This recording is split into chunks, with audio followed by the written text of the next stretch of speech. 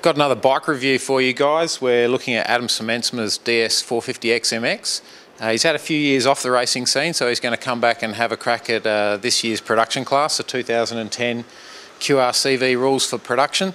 So we'll go through this bike, which is basically obviously standard, and have a look at where he has made changes and adaptations for himself and within the rules to race it in the QRCV production rules. Adam's obviously a suspension specialist, so he's gone through his own shocks and revalved them to suit his weight, being heavier than the average rider. So pretty much regardless of which bike from which factory, he'd have to set the bike up to suit himself to ride it at the highest levels. In this case, he's gone for a new triple rate spring set, so the standard setup is a triple rate, but he's given himself more adjustability here and chosen spring weights that suit him. Probably done some revalving inside the shock as well to change the way the shock works, and running his own probably higher quality oil as well.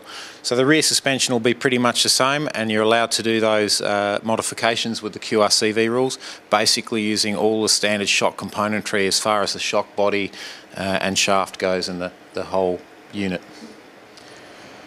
Standard rims are ITP equipment, so there's no changes there. He's running a whole shot tyre, a different tyre in the whole shot MXR6, and different tyres on the rear too. Just going to those rear tyres, standard rim again. These are a Giro, they're a new tyre in that Adam's having a trial with. Interestingly too, these are a DWT plug, Douglas part, that fit into the ITP rim centres, so they can keep a bit of mud out, and so you're not lugging it around the track with you as you go. Quad Squad's also the importer for Flex handlebars, so of course he's running those because he's allowed to. Why wouldn't you? They're one of those modifications. You're basically getting a couple of inches of suspension travel at very little cost, so all benefit, no losses in going to a Flex bar setup. He's got a twist grip because he's got that two-wheeler rider history, so he's more comfortable with a twist grip. Other than that, the chassis running gear wise, the Nerf Bars are standard. This is a 2009 model with the solid heel baskets. Spastic sticker kit, pretty flash one too, so this is the latest. He's showcasing his own wares again. Adam brings these in. I reckon it looks pretty good. Within QRCV production rules as well, you're allowed to run a steering dampener, so Adam is running a precision steering dampener unit on this machine.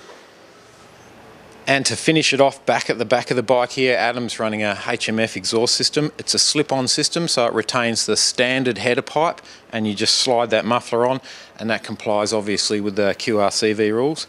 And he's ready to rock and roll, so he's probably going to kick my ass on the track on the weekend, and it'll be good to see the number 69 back out on the dirt.